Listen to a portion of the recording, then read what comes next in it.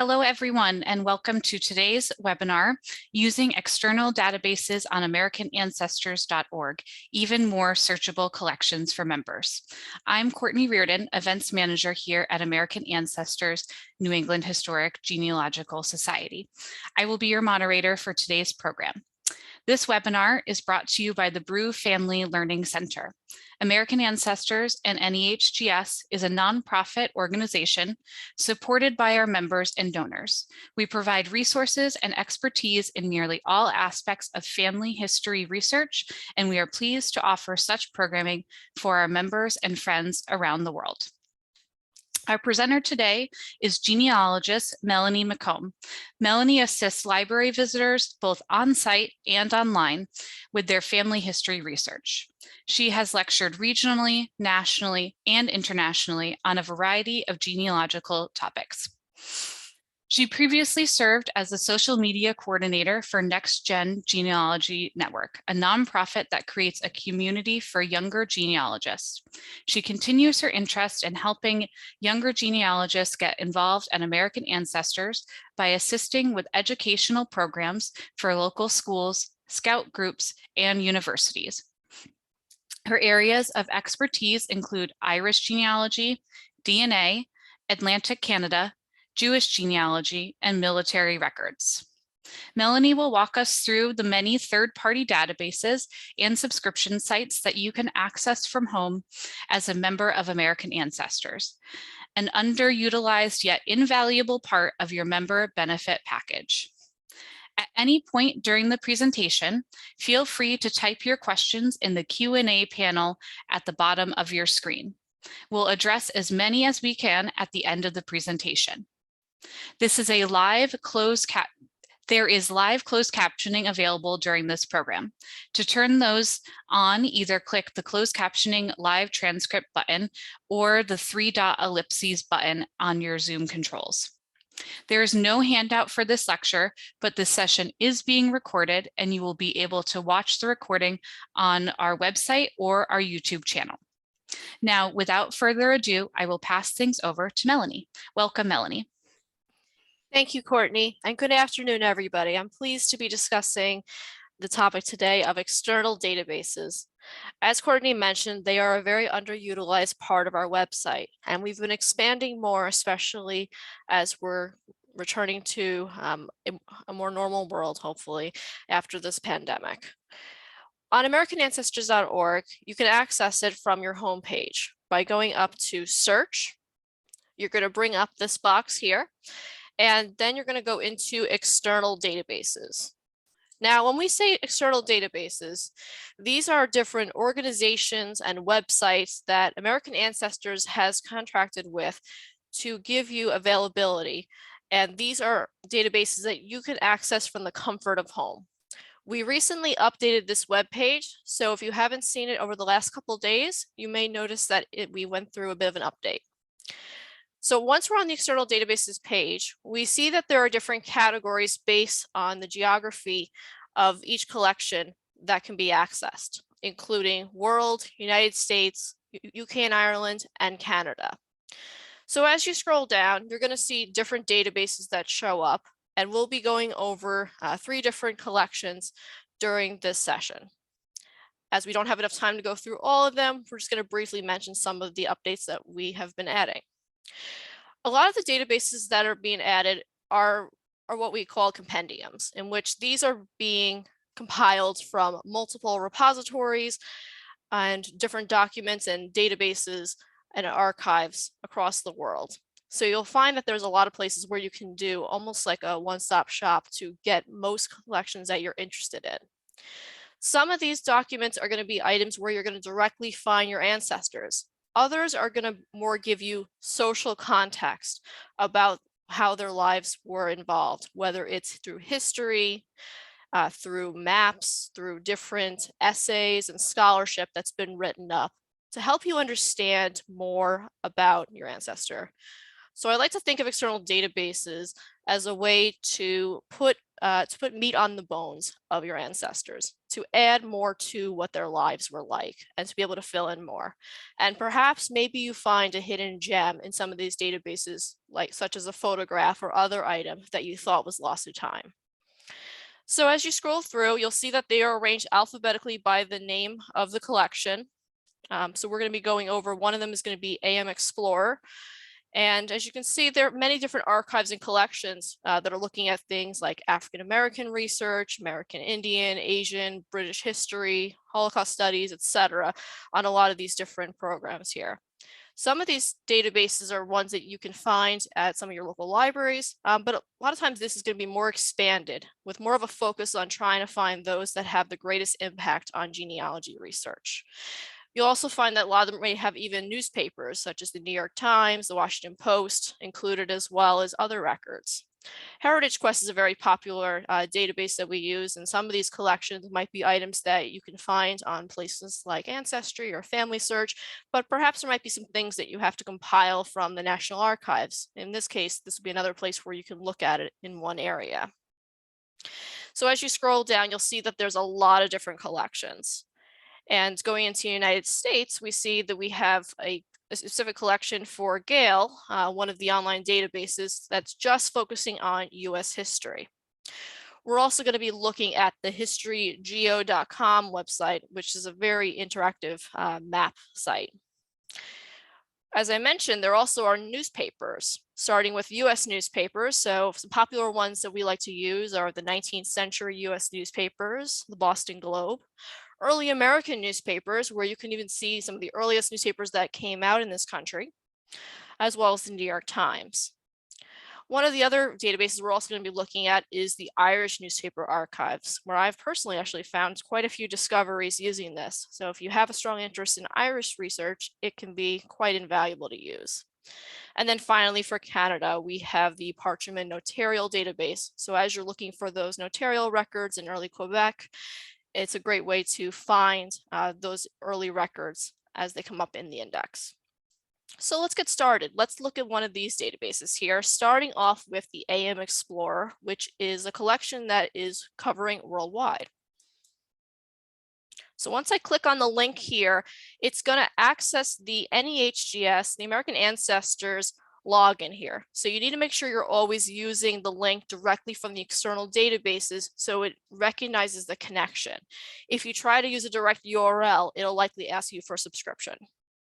So once we're on the AM Explorer page, you could either do a search in the middle bar here for a particular person, or you may want to scroll through the collections.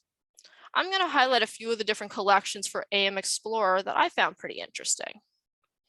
So within these collections, you can see they cover lots of different areas, looking at things like the American West, children's literature, colonial America, the Caribbean, women's records, England, etc. So there's a lot of different options here. We're going to start off with looking at as one on women. So we're going to look down at women here. Everyday life in women in America, 1800 and 1920. Now, as you see, as I'm hovering over the picture, it's telling me where the records are coming from. So these are collections that are being pulled from Duke University and the New York Public Library. So I'm going to go ahead and click View to bring up the page.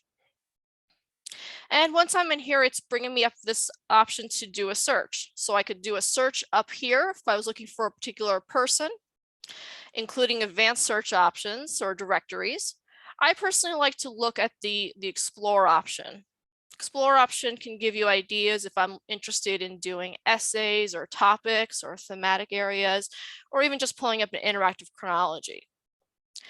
Within the documents, this is where you're going to find most of the documents that are being pulled from the different repositories here.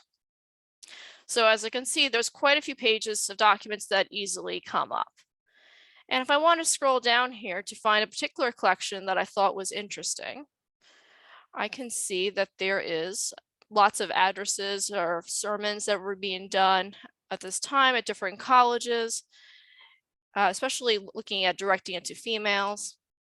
I'm just going to scroll down a little bit more. Sometimes you'll even find things like etiquette books, especially as well.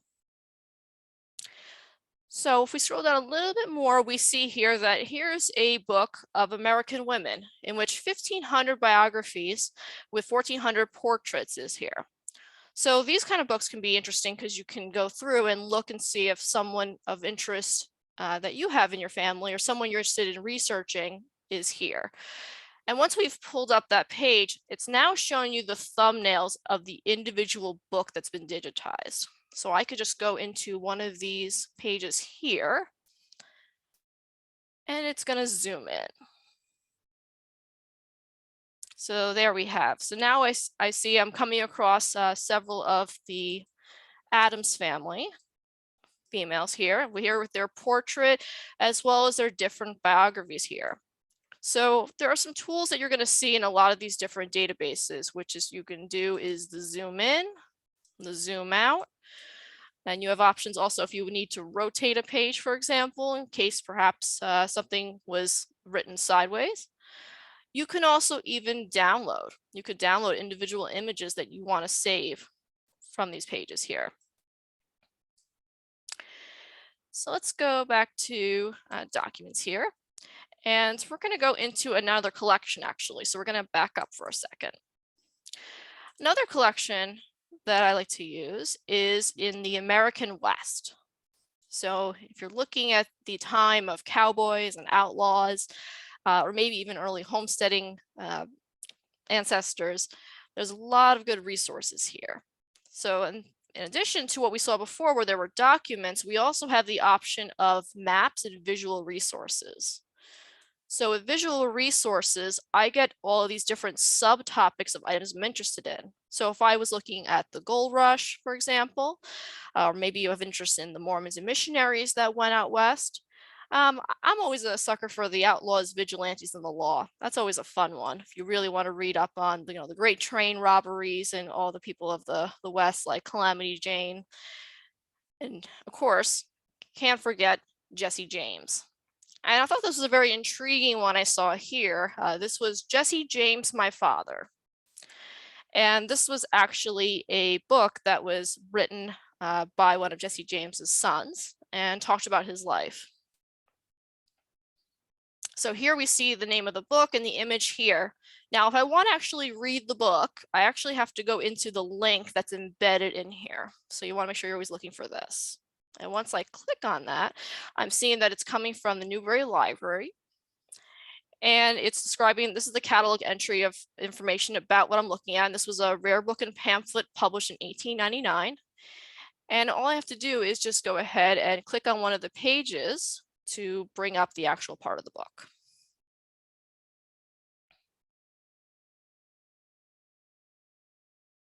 Okay, and once we're in here, we're also seeing that there is a chapter list that has been indexed, so I can see if I want to jump to a particular one.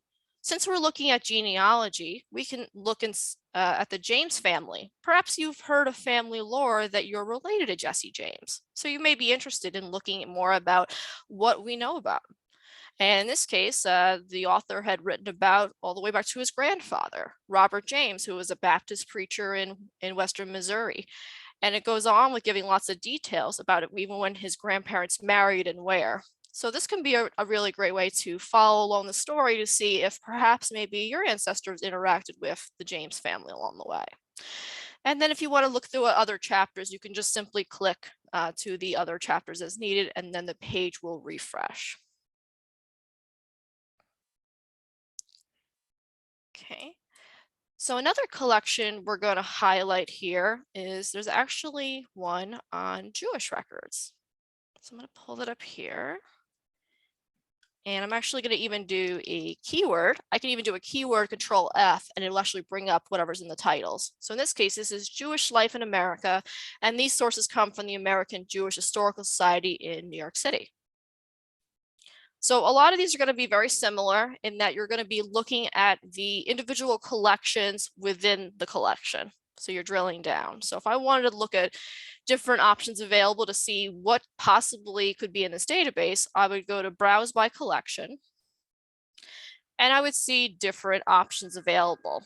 So in this case, they have a lot of different manuscript collections where people have donated family papers, or organizational records have also been donated as well.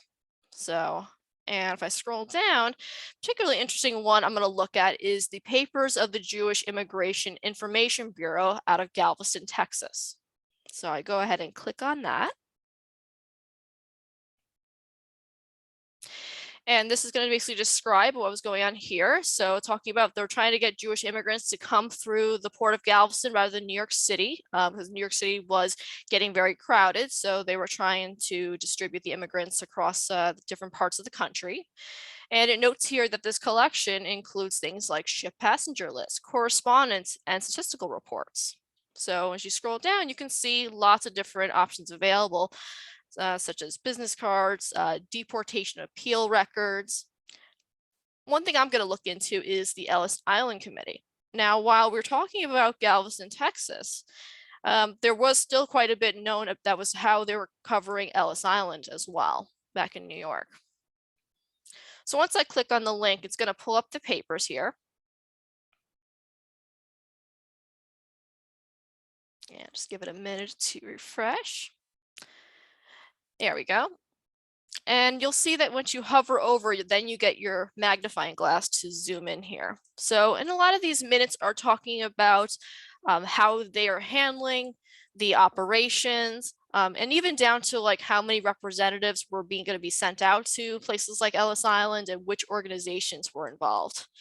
I saw on one of the pages here that they had made some recommendations, which I thought were interesting, where they had noted that that they had different subcommittees that were being formed and that there were to be representatives from the following societies. And if you're familiar with some of our collections, one of the collections we have is the Hebrew Immigrant Aid Society for the Port of Boston. So that was one organization that was helping Jewish immigrants and other immigrants come through, get settled. And it mentioned here that they also involved representatives from United Hebrew Charities, the Industrial Removal Office, and several different funds. So, you know, these kinds of collections are, again, not really looking at maybe civic ancestors, but helping you understand about what the life for immigrants might have been like, and how the different agencies were working with each other to help others, and what was being involved in the day-to-day. And you start to find out like little details about like how they, you know, helped start like a kosher kitchen in New York City at Ellis Island and other things. So I thought it was really insightful, especially if you're looking at that experience. One of the final collections we're going to look at under A&M Explorer is on World War I. So I'm going to just pop in my note here, and we also have World War II in here as well. And here we're going to go into the First World War portal. So if you're a military buff and you're interested in finding out more about a particular battle or experience, you can see what's in here. So if I go into documents, I can actually see on the left-hand side all the different repositories that have contributed to this individual archive. So if I had a strong interest in something in particular, for example, maybe I'm looking at the Canadian War Museum and I wanted to see if someone from Canada that was involved was here, I could then filter this to see what records may come up. So as you can see, my list definitely went down, and I could then go into view documents to see what comes up for the Canadian War Museum. And in this case, there was a map that was posted from June 9th, 1916, and you can click on the title to bring up the map.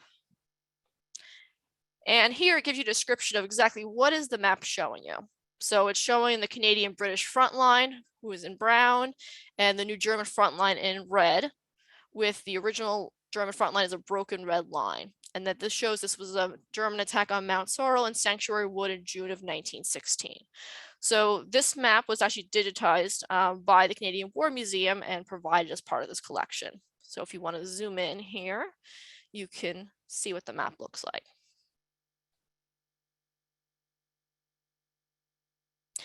And as you can see here, I also have options to download documents as well. You could download a whole PDF if you have like one book, for example, to download, as well as downloading different paginations. So here's the actual map. So as we noted, the Germans were in red and then the Canadians were in brown. So may be pretty cool if you're interested in looking at the different battles here that are happening. There also are different options in the galleries option as well. So in the galleries, I thought what was really neat was there is this 360 object gallery where you can actually take a closer look at individual items. So perhaps I was interested in a helmet. Here is a Belgian Adrian helmet. And I get a bit of a description here, and it's saying that it has a lion head emblem on here. And what's really cool is you can actually spin it. So you can really get that 360 rotation. So perhaps you found something in your family's belongings and you want to try to place what part of the military they were with, and even out to the country. This might be an interesting way of just being able to, take a look at the object in a little bit more of a tactile way and notice any unique parts of the actual object, for example, in this case, the helmet. So as I mentioned, there are different maps that are here. You can go into the maps gallery. And as you can see, I can see all different types of things, such as here was like an air raid map.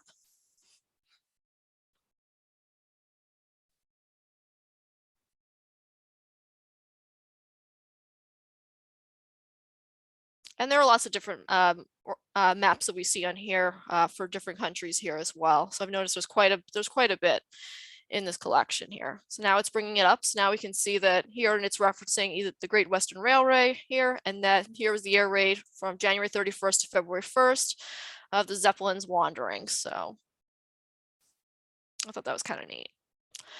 And there are even different audio-visual sources. So if perhaps if something is a little bit more, you wanted to get more of a first-hand account, the oral histories I find to be so fascinating because you can be hearing accounts from different soldiers and even nurses and others and civilians about how they're witnessing what's going on at this time. So these are some of the highlights that they have highlighted in the collection, and you can go to view all oral histories to find out more. So here they're arranged by title here, and you can actually search within this as well. So, and then you can play the audio file on your computer. So that's pretty much the AM Explorer database. So now we're going to jump back to American Ancestors, and we're going to go to the next collection. We're going to go to the Irish Newspaper Archives. So, because who doesn't love some good newspaper research? So as I'm scrolling down the external databases, I'm going under United Kingdom and Ireland and clicking on Irish Newspaper Archives.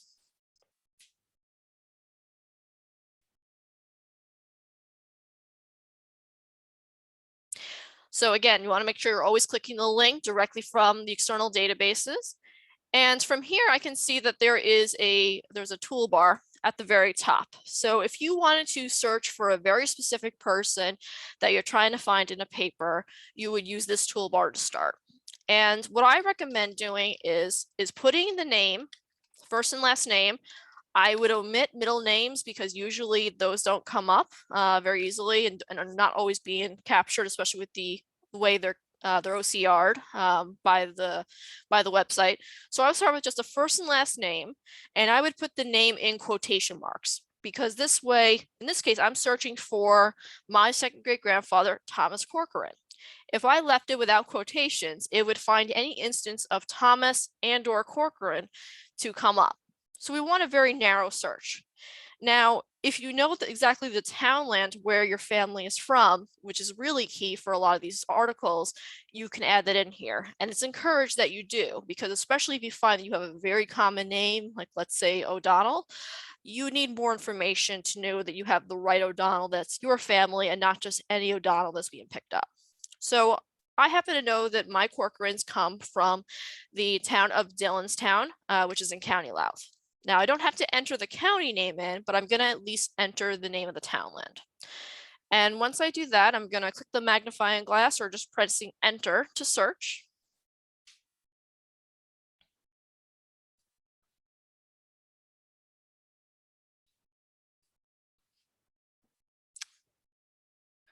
and then we're going to get a list of search results from the website here. So it's going to default to what the system is thinking is the most relevant. However, you may want to look at the years and possibly look at the oldest records. So in this case here, I want to look for Thomas Corcoran, and I knew he died in 1920. So I do see a Mr. Thomas Corcoran of Dillonstown obituary, nice and highlighted here, here in 1920. So this looks like the most likely one I want to look at. But perhaps there could be other articles about Thomas Corcoran besides an obituary that I would want to look at that are my search results. Now, you want to make sure you stay on the page when you're looking at the actual image. If you try to right click and open a new tab, it's just going to open a random image. It's not going to be the actual search result. So make sure you keep your searches within the page. You can always go back to your search results later. So I'm going to go ahead and click the page. And what's nice is that you don't have to hunt around on the article to find it. There is a little trick that the system does for you. So we're going to let it load.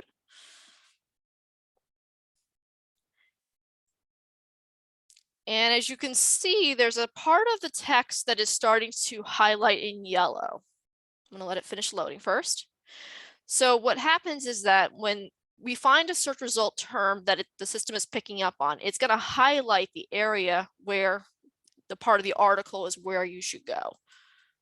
So I'm going to actually scroll and zoom in to see the article. And I'm just letting it finish loading here because I'm doing a share.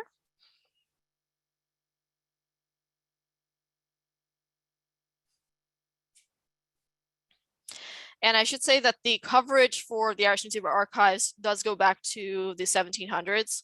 So, and it goes through current day. So it can be, there could be quite a bit found within these articles. A lot of times I hear from clients, they think that it's only going to be 20th century, and there actually is stuff that's earlier as well. So here I find there was an obituary written for Mr. Thomas Corcoran of Dillonstown, Dunleer. And it goes on and talks about how he was a successful farmer and took a keen interest in national affairs, and that where the high mass was being celebrated, which was in the local church. And one of his sons was actually the parish priest of one of the local churches. And it lists all the different people in attendance, including all these different priests and reverends that were involved in this. So he was probably considered a pretty religious man at that time. And then even goes down to talk about the burial, which can be really key when you're doing Irish research, because similar to what we find like with England, there's not usually a place that they list on the death registers where someone's buried. So you usually have to look at obituaries and other local plots to find out where someone is actually going to be buried. So in this case, this was very helpful to know that he was taken to Talonstown and he was buried in the cemetery there with other family members. And then it goes on and talks about who his chief mourners were, which includes all of his sons. So here's the son that's the priest, Reverend Peter Corcoran, as well as John, Patrick, and Bernard, Joseph Corcoran, J.S. Harmon, James McCrowley. So he mentions J.S. Harmon was a son-in-law, and he mentioned a few nephews, etc., and keeps going on and on. So very good way to do that fan club research of looking at all the people within an article. Now, another trick I like to show too is if I go back to my search results here, is that we're going to try another search. Now, while we'd like to look at specific years for something, perhaps we want to look at something a little more recent as well. So there are different search options you can use on the left-hand side. Now, I didn't do that with this search, but if I wanted to use a range from and to, I could actually have just put in the year 2020 and just started from 1920, 0101 and gone to 1231. Yeah, 1920, 1231. And I could have narrowed that as well. But sometimes it helps to do a search without actually putting in specific dates. I like to kind of see what comes out first and then narrow down later. So if I had just done the year 1920, I only would have came up with an obituary. I wouldn't have seen all those other articles that may be something I want to take a look at. Now, so another search we're going to do is there was a cousin of mine, Bernard Corcoran. He was actually a distant cousin of mine. I think he's like a second cousin 3 times removed. But he was actually accompanied by my great-grandfather to go back to Ireland because he actually had served in World War I and was actually blinded. So he actually accompanied his cousin back to Ireland, and they also lived in Dillonstown as well. Now, when I was doing a search for Bernard Corcoran, I kept my years open. So I took out the years and the range, and I just left it and just sees what come up. And I did quick search. And I was surprised that I came across an article that was actually more recent that was actually relevant to him. And I'll show you that. So as I mentioned, you can actually sort this by relevance, newest, or oldest. So if I did newest, this is going to bring up all your more current newspapers. And as I mentioned, the Irish Newspaper Archives does go up to current day. So you can get some of the local papers of what you would see online if you had a subscription in Ireland. So you can get that through this site.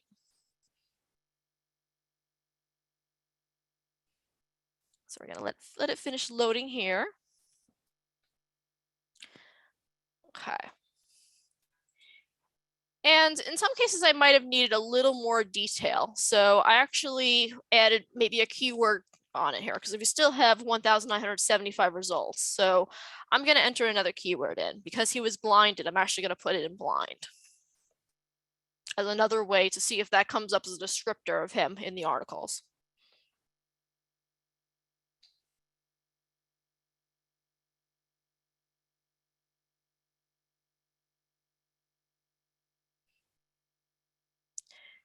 So in this case, this is where I'm actually able to see some more articles that have come up though here. So even ones after he had actually went to the United States, he actually had left Ireland, he served in the United States, and then he had stayed over in the US actually. But there were still continual articles that were coming up about him though, as he was making trips across seas. So if we kind of look at this one, for example, here.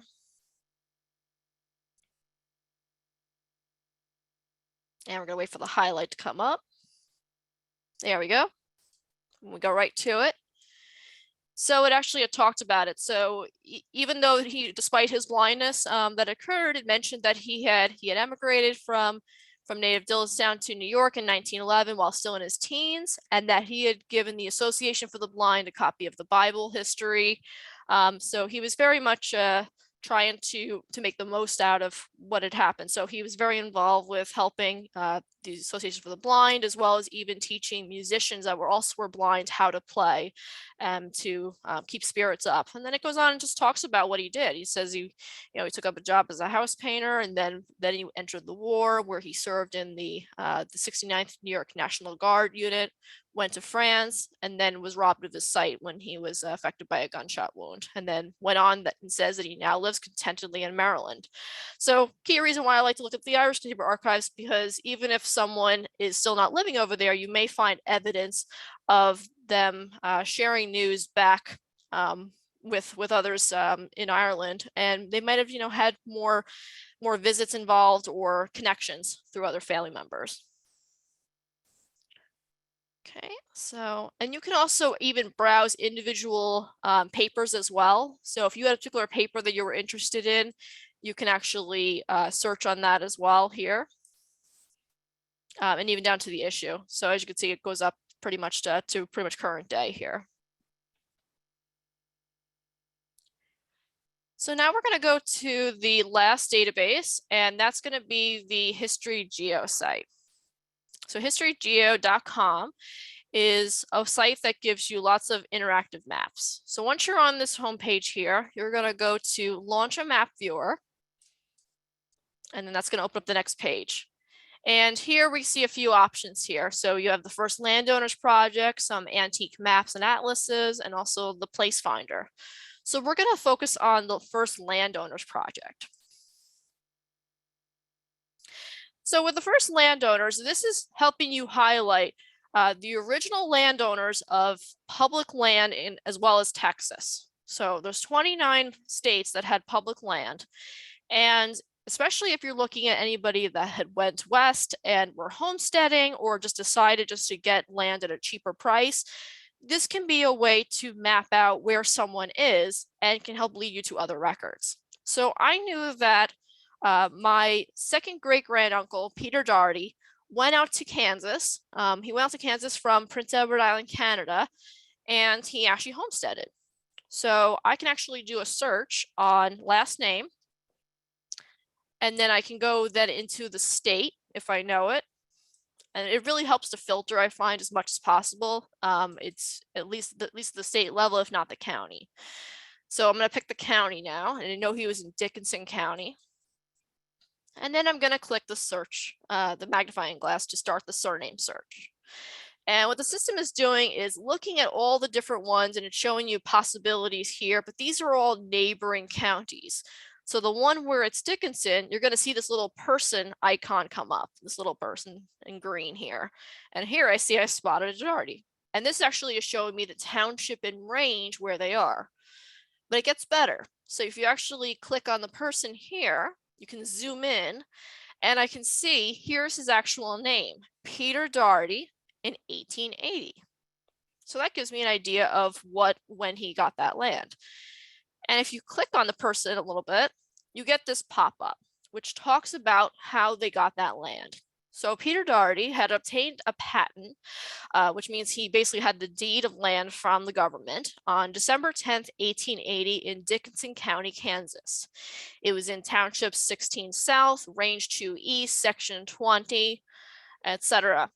And we note here that here is the authority of how he got that land. So it gives you a little more about why and what circumstances. And it noted that it was a homestead entry original.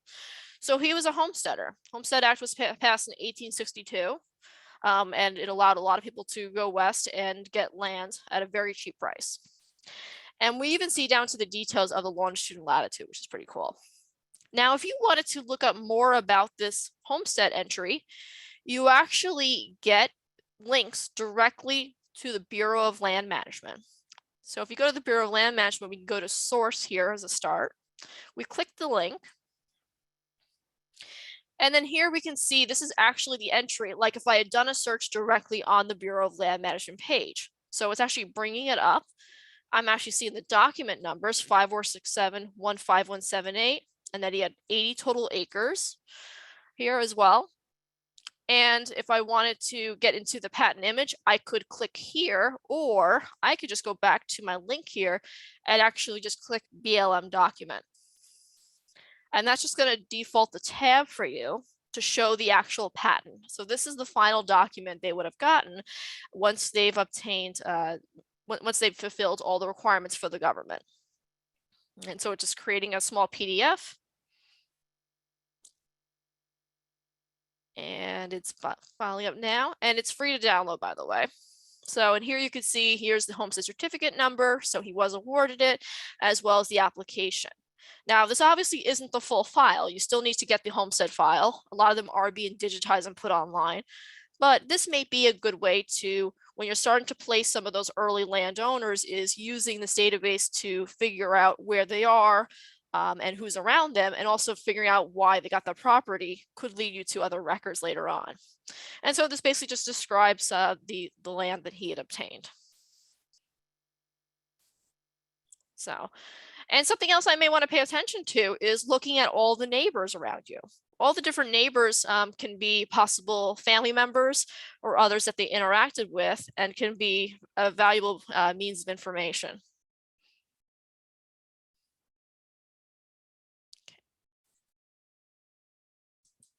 Okay, so that's kind of giving you an overview of some of the different databases that we have on our website. So I will now turn over to Courtney to see if we got any questions. Thank you, Melanie. We will now answer some of your questions. If you may type your questions into the Q&A panel, and we'll answer as many as we can in the time provided. So first question, if people need help searching through these databases or others on our site, what is the best way to reach out? Sure, absolutely. That's a great question. And you're right, sometimes you do need a little extra help. So when you're on the top toolbar of American Ancestors, if you go to Expert Help, you can click on Chat with a Genealogist. And what you'll show on the right-hand side is this little pop-up.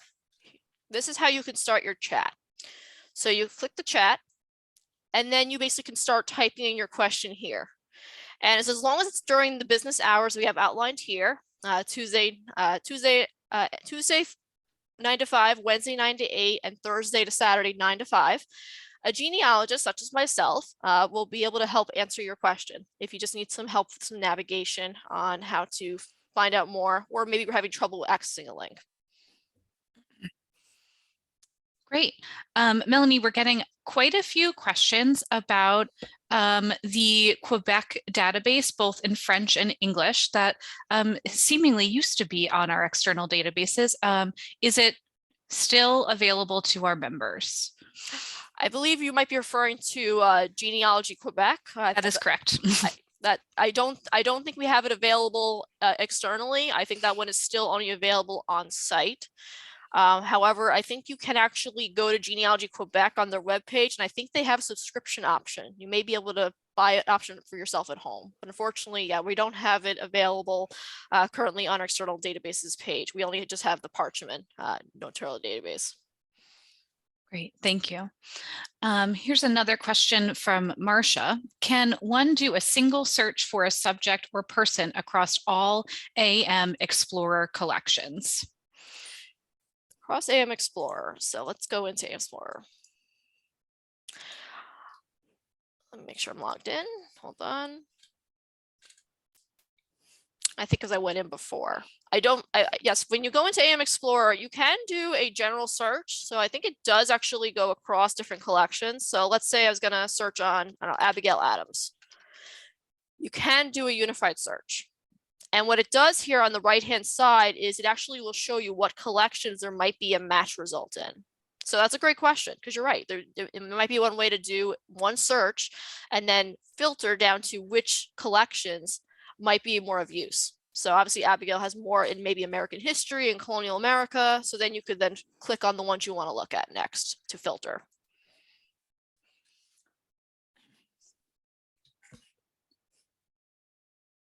Great. Excuse me. Another question from Shelley. Will colonial Virginia newspapers circa 1730 to 1750 be available in any British databases? Colonial Virginia. I'm not sure. Is there a particular British database that she's looking for? I'm not sure. That would probably be more of a question for the individual organization if they were going to account for that. Great. Another question. American Ancestors NEHGS has its own collection of manuscripts and records in our archives. Can you speak a bit about those? Sure, absolutely. So we actually have our own digital library and archives that you can access. So when you go into like the search page here, you can go to Digital Library and Archive. And this is going to have collections for a few different options. It's going to include collections from the Weiner Family Jewish Heritage Center, which has a lot of the like Hebrew Immigrant Aid Society of Boston, as well as other manuscript collections. A lot of our individual manuscripts are going to be also in the Arstead and Avery special collections. So as we're finding new things in diaries and letters and items of interest, we're starting to keep adding to those over time to bring you more of that. So we have a lot of things like for the colonial period that you can use, as well as military records. And then we also just have digitized books. So if you have particular family histories or city directories, there are some that we're actually adding more to over time. So you definitely want to, keep looking to see what's been added and what's new in our digital library and archives. And it's very easy to search. So you can actually browse the individual subjects here, or you could even search up at the very top. So this will let you search across all those different categories below. Great, thank you. A lot of questions about access to all of this, and if The resources are available if you are a non-member, and if you aren't a member, if there is a way that you could access all of these databases.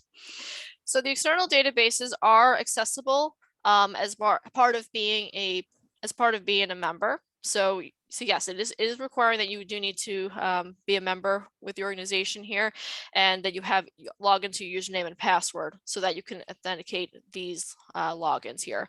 So since these are organizations that we have to pay money to contract with, though, it's available for all research contributing members, i.e. paid members from home. So if you are only a guest member, unfortunately, you're not going to be able to access the external databases. However, you might be able to access some of the items in the digital library and archives, though. Great, thank you. Sarah asked if you could please show how to get into the 19th century newspaper collection. Sure. So once you're on the search external databases page, you're gonna actually click down to United States or scroll down, and then we see the 19th century US newspapers. From here, you just click the link, and now you're in the page. And then here's where you can do your search. Great. And then as long as, like you said previously, as long as you're logged in here, you should have no issue getting straight into this site, correct, Melanie? That's correct, right. Okay. The only time you would really have an issue is if perhaps we were in the process of doing a renewal or something was down with the site, then we would just need to expedite it with the vendor. So obviously, if you do see something like that happens, please let us know, and then we'll take care of it as soon as possible. Great. Some people have asked how we determine our external databases. Can you speak about that? Sure. So our management, including our director of research and library services, continually looks at different collections that would be of most use to everyone. And I could speak from experience that a lot of times when we're considering adding a new collection, we may get a beta version that the staff can try out and see if there's any value to it. And then if we provide feedback that it seems to be providing a lot of value and we think that our patrons will enjoy using it, then we will consider negotiating with them on adding to our collections. And we are continuing to expand on it. So if you've seen our database page now compared to what it was just a few weeks ago, you could see that we've been adding quite a bit. So we are trying to expand as much as possible to bring you more collections available at home. Great, excuse me, thank you. Let's see. Just a reminder, if you do have a question, please use the Q&A button at the bottom of your screen to enter those questions. Let's see. Someone asked, does the Irish newspaper collection have Northern Ireland newspapers? Yes, it does. And Marie asked, what is the best way to get a list of old United States newspapers? So the best way to do that would probably be through the Library of Congress newspaper directory. So I can show you that. So if we go to Library of Congress website, and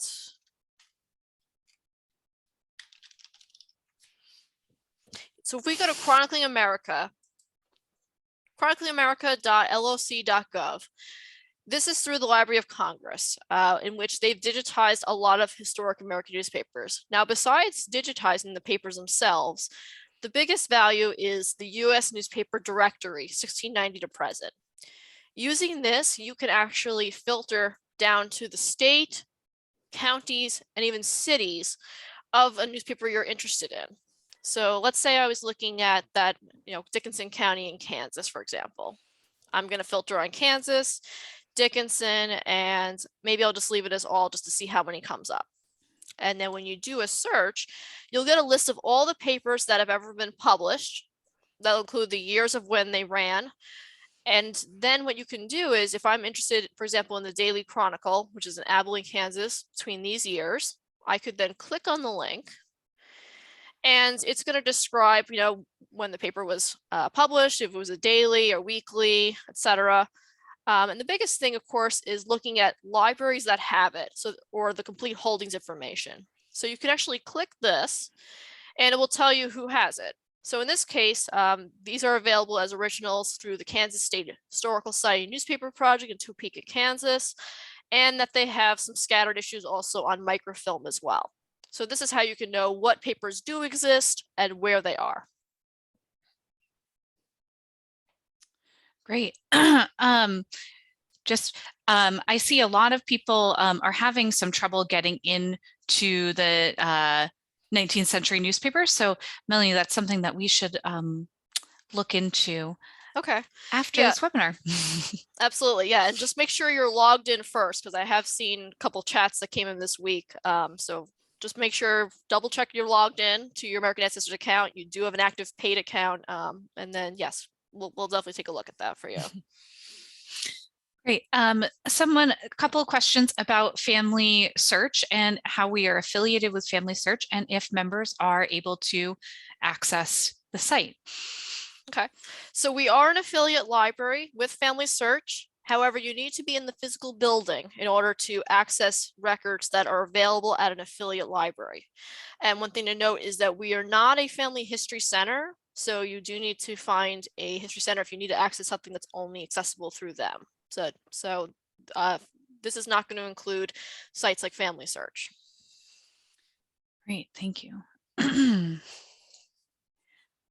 All right. Mary asks if there are any collections specific to Quakers. I don't think specific to Quakers, like in a specific database, but I think that some of their collections, there may be some things that could be helpful. I would probably say take a look at probably the AM Explorer and probably things like Heritage Quest Online. They probably have some good stuff for Quakers offhand. We do also have research guides, which can also point you to the different resources. I should point out here. When you go under tools and research guides, we actually have subject guides for a lot of different topics, and that actually includes Quakers. So perhaps you might find some suggestions of other records there. Scrolling down here, we have one on Quaker genealogy you can get. Great, thank you for that. I think we have time for maybe one or two more questions. We have a question here about birth certificates. Is there a database link for birth certificates prior to 1910? Well, it really would depend on where the area is. These are really not meant to be vital record databases. So for example, like on American Ancestors, if you're looking for a Massachusetts birth record on there, you could find one through our databases. However, that's not going to be part of the external databases. Great. And just one last question from Kathy. If you choose to include some information from one of these external database collections in a personal family history, how would you cite it? I would say it probably depends on the individual collection. A lot of these different ones will give you citation detail at the bottom, but I would probably say you'd want to cite the original repository of where the item comes from. So for example, a lot of things came from like, Duke University, for example. So I probably would cite the information that was given in the catalog entry and then add in your citation that it was accessed via, let's say, AM Explorer on X date. That might be an option. Yeah. Great, thank you, Melanie. One last question. What is the best way to stay up to date on new external databases? Okay, great. So looking at the external databases, I'd say the best way is to stay tuned by checking out things like the weekly genealogist. So if you go under publications, you can actually sign up for a weekly subscription newsletter. This will let you know about different databases, whether they're external or online through American Ancestors. And honestly, sometimes just poke around and see what else comes new. Sometimes we may just get things in before we have time to get its copy of all the updates. So, keep checking back the external database if there's anything else you'd want to take a look at. Great, Melanie, thank you so much. That was so wonderful and so informative. And unfortunately, it's all the time we have today. So thank you again, everyone, for your thoughtful questions. If you have more specific questions about your family history research, you may consider working with our research service team who conducts research for hire. You can learn more by contacting research@nehgs.org, or you can go to americanancestors.org/chat. Melanie showed you how to find that earlier in this webinar to take advantage of our chat with the genealogist service. This is a great service that's free and open to the public Tuesday through Saturday, 9 a.m. to 5 p.m. Eastern Time, with extended hours on Wednesdays from 9 a.m. to 8 p.m. You're seeing that on your screen again now. Thank you again for joining us today. As you leave the event, you'll have the opportunity to fill out a survey and give us your feedback. As we continue to expand our webinars and online offerings, all feedback is extremely helpful and appreciated. This free webinar was made possible by the generous support of members and friends around the world. Please consider making a gift to American Ancestors to keep these programs free. I hope to see you again at our online programs in the future. Thank you again to Melanie, and thank you for everyone for joining us today, and goodbye for now.